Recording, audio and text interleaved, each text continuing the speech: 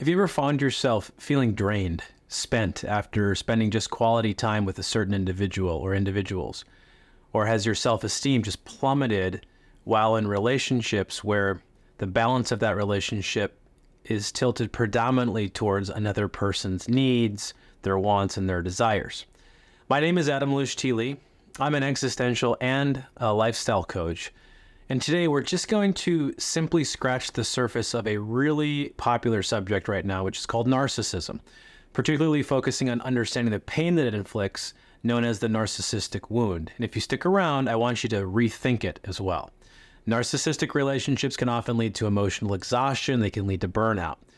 In my clients, it's comparable to almost endeavoring to fill up a well, and that well never seems full. It doesn't matter how hard they work or how much effort, their care they put into it, that well just never seems or feels sufficient. Their sense of self-worth drastically decreases due to constantly feeling inadequate. It's brought about by relentless criticism from their partner or their narcissistic family member, and the manipulation tactics that are employed by those that display narcissistic tendencies can really leave people feeling exploited. They're subjected to gaslighting. Many of my clients talk about guilt tripping. They really want you to conform to their preferred narrative, the way they see life. One of the most damaging impacts or effects that those dynamics can have is one neglecting their personal needs for self-fulfillment, for example, in favor of constantly trying to appeal or appease to another person at all costs. And it leads to, in extreme cases, a loss of personal identity. Those environments cultivate anxiety, depression, along with difficulties trusting themselves and trusting other people. And it all stems from these deeply ingrained narcissistic wounds. Now, I understand that many of us right now are striving to reclaim depleted self-esteem that's been worn down over time through repeated and negative interactions with our loved ones. You long for emotional support in healing these inflicted wounds.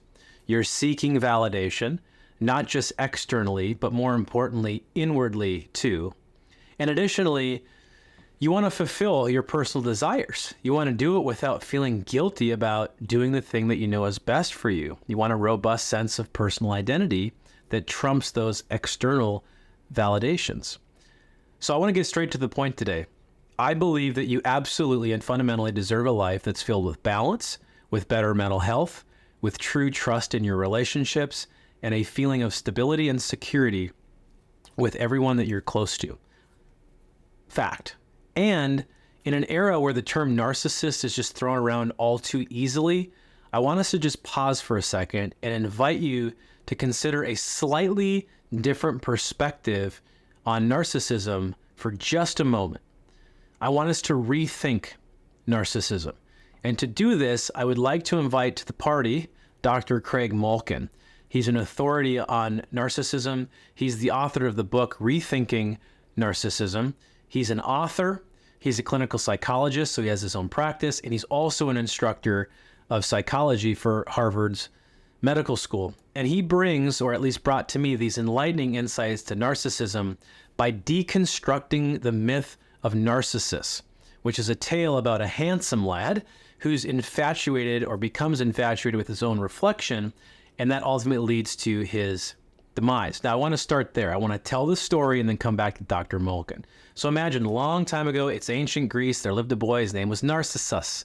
He's the son of the river god Sisyphus and the fountain nymph Luriope. I apologize. His divine origin had blessed him with equally divine looks. So imagine these wavy locks that are tumbling over his forehead. He's got a body that's just sculpted. It's cut up by years of climbing trees and scrambling over rocks and hunting for deer and birds and prey. Well, Narcissus quickly amasses an army of admirers. People everywhere, no distinction, young, old, men, women, they're all falling for him almost instantaneously. And soon his reputation reaches, according to the myth, well beyond the human world. So anytime he's wandering through, for example, thick forests, or he's walking along rippling rivers near his home, Narcissus inevitably draws a crowd of tree or water nymphs who are eager to just catch a glimpse of him.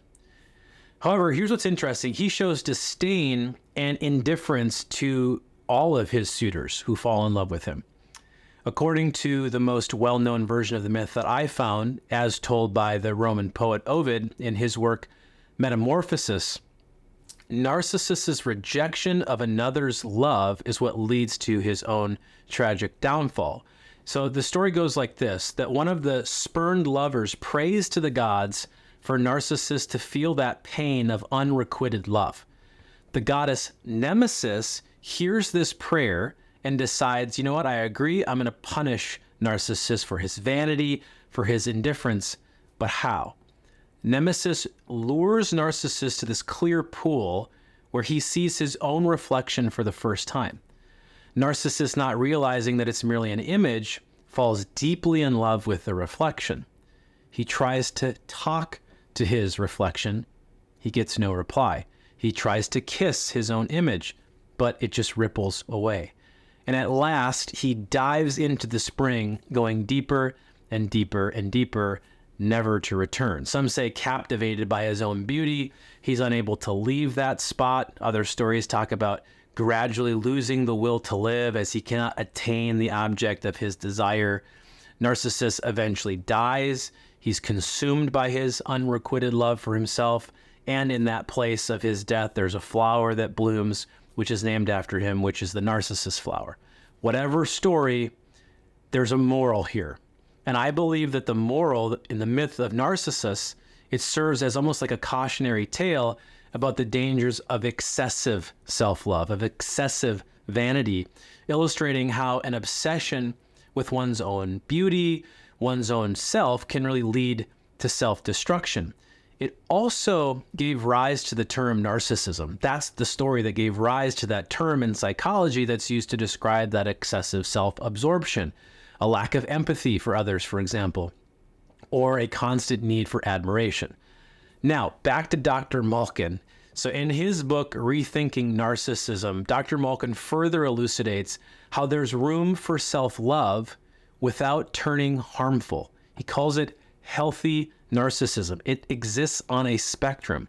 It's invariably about finding a balanced sweet spot, so to speak. Love plays an integral role in achieving this balance, providing us with a segue into our next chapter, so to speak. The opposite is true too. There's a lot of people who grapple with codependency, and that's often at the hands of a loved one's obsessive, compulsive addiction. They find themselves dealing with extreme egoists, to bring back part of the story. It's the polar opposite of the extreme narcissists within this spectrum. The egoists, they lack an ability to speak for themselves, and they just echo back the needs, the wants, the desires, the thoughts, and the emotions of their loved ones. That's where we get the concept of echo chamber. Just consider where you fall within this range. Are you completely engrossed with others and their needs like echo? Or do you disregard other people's feelings entirely, as does Narcissus? Perhaps somewhere subtly in between, we can live neither at either end, of course, which would be detrimental, a vice of excess or deficiency. Subtle narcissists fall somewhere kind of unobtrusively in between. They appear less intrusive, but still inflict harm nonetheless. So what's our goal? Always strive towards maintaining equilibrium, moderation in all things. Find that balance.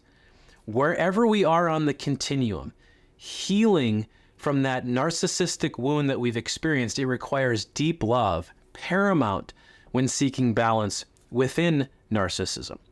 And it goes without saying, narcissists need to learn how to be more considerate, towards other people, avoiding being entirely wrapped up within themselves.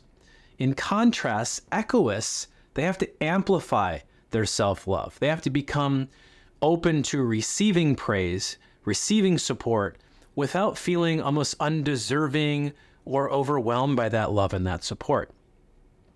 Understanding our own and other people's mistakes, accepting those mistakes as mere human errors, that's key in mending a lot of these relationships. No one's perfect. So imagine living a life full of revelations where you learn something new about yourself every single day. Well, that's the potential Dr. Malkin talks about, the reward of healthy narcissism. We've covered a lot, quite a bit today, some of which I am sure for some people will come across as controversial.